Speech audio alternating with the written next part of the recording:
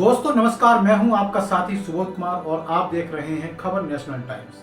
आज हम एक ऐसे मुद्दे पर बात करने जा रहे हैं जिसने देश की राजनीति में हलचल मचा दी है, लोकतंत्र की बुनियाद को झकझोर दिया है और हर जागरूक नागरिक को सोचने पर मजबूर कर दिया है। सवाल सीधा है, क्या पश्चिम बंगाल चुनाव 2026 में सब कुछ निष्पक्ष हुआ है या फिर लोकतंत्र के सबसे बड़े हथियार यानी वोट को ही कमजोर कर दिया गया? जरा कल्पना कीजिए, अगर आपको मतदान का अधिकार ही ना मिले, आपका नाम वोटर लिस्ट से गायब कर दिया जाए और जब आप न्याय की गुहार लगाएं तो सुनवाई ना हो पाए, तो क्या आप इसे निष्पक्ष चुनाव कहेंगे? यही सवाल आज लाखों लोगों के मन में है। दोस्तों, एक चौंकाने वाली रिपोर्ट सामने आई है जिसमें दावा किया गया है कि चुनाव से ठीक पहले स्पेशल इंटेंसिव रिवीजन यानी एसआईआर के नाम पर करीब 91 लाख मतदाताओं के नाम मतदाता सूची से हटा दिए गए। जी हाँ, 91 लाख ये कोई छोटा आंकड़ा नहीं है, ये कई देशों की आबादी से भी ज्यादा है। अब इसमें सबसे ज्यादा चौंकाने वाली बात क्या है? इसमें से लगभग 27 लाख नाम लॉजिकल डिस्क्रिपेंसी यानी तथाकथित तार्किक विसंगतियों के आधार पर हटाए गए। लेकिन ये लॉजिकल डिस्क्रिपेंसी आखिर क्या है? क्या ये कोई ठोस कानूनी आधार है या फिर एक ऐसा अस्पष्ट शब्द जिसे इस्तेमाल करके बड़े पैमाने पर नाम हटाए जा सकते हैं? अब आते हैं असली खुलासे पर। इन 27 लाख लोगों ने अपने अधिकार के लिए अपील की, यानी उन्होंने कहा हम असली मतदाता हैं, हमें वोट देने का हक है। लेकिन जब पहले चरण का मतदान 23 अप्रैल को हुआ, उससे पहले सिर्फ 138 मामलों की ही सुनवाई हो पाई। जी हाँ, 27 लाख में से सिर्फ 138, और इन 138 मामलों में से 136 लोगों को सही पाया गया, उनका नाम वापस जोड़ दिया गया, यानी 98.5% लोग वैध निकले।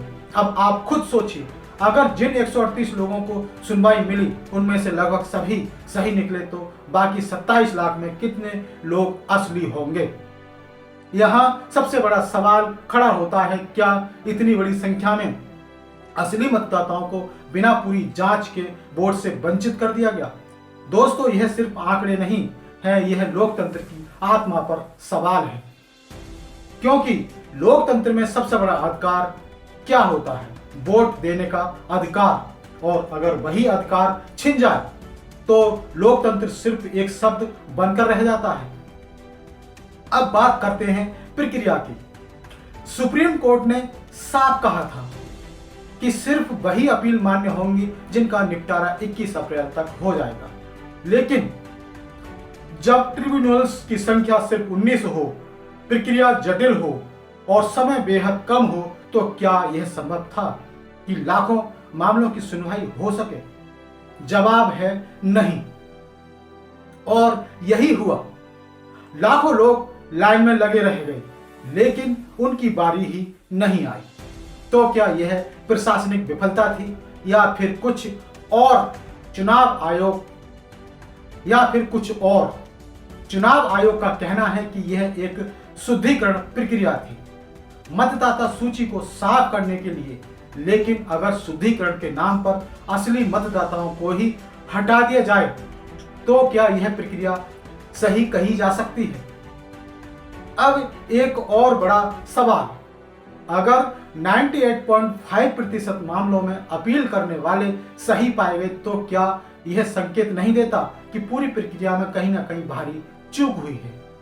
और अगर यह चूक इतनी बड़ी है कि लाखों लोग वोट नहीं डाल पाए, तो क्या यह सिर्फ गलती है या लोकतांत्रिक प्रक्रिया पर एक गहरा दाग है? दोस्तों, चुनाव सिर्फ जीत और हार का खेल नहीं होता, यह जनता की आवाज होता है। और अगर उस आवाज को दबा दिया जाए तो फिर चुनाव का मतलब क्या रह जाता है? आज पश्चिम बंगाल में जो हुआ वह सिर्फ एक राज्य का मुद्दा नहीं है, यह पूरे देश के लिए एक चेतावनी है। क्योंकि अगर आज लाखों लोगों का नाम हटाया जा सकता है, तो कल यह किसी और राज्य में भी हो सकता है। अब सोचिए, एक तरफ सरकार और चुनाव आयोग कहते हैं कि चुनाव निष्पक्ष और पारदर्शी हैं। दूसरी तरफ आंकड़े बताते हैं कि लाखों लोग वोट नहीं डाल पाए। तो सच क्या है? क्या यह महज एक संयोग है या फिर इसके पीछे कोई बड़ी रणनीति छुपी है? राजनीतिक दल भी अब इस मुद्दे को लेकर आमने सामने आ गए हैं। विपक्ष इसे लोकतंत्र की हत्या बता रहा है, जबकि सत्ता पक्ष इसे तकनीकी प्रक्रिया का हिस्सा बता रहा है। लेकिन असली सवाल राजनीति का नहीं है, असली सवाल है जनता का अधिकार। अगर एक भी वैध मतदाता वोट देने से वंचित रह जाता है तो यह लोकतंत्र की हार है। और यहां तो बात लाखों की हो रही है। दोस्तों, यह मुद्दा सिर्फ आंकड़ों तक सीमित नहीं है, यह भावनाओं से जुड़ा है। उन लोगों की भावनाओं से जो सुबह सुबह लाइन में लगकर अपने अधिकार का इस्तेमाल करना चाहते थे, लेकिन जब बूथ पर पहुंचे तो पता चला उनका नाम ही नहीं है। सोचिए उस निराशा को, उस गुस्से को। क्या कोई इसकी भरपाई कर सकता है? अब आगे क्या है? दूसरे चरण के लिए कहा जा रहा है कि 27 अप्रैल तक और अपीलों का निपटारा हो सकता है। लेकिन जब 27 लाख में से सिर्फ 138 मामलों की सुनवाई हो पाई, तो क्या बाकी लाखों मामलों का समय पर निपटारा संभव है?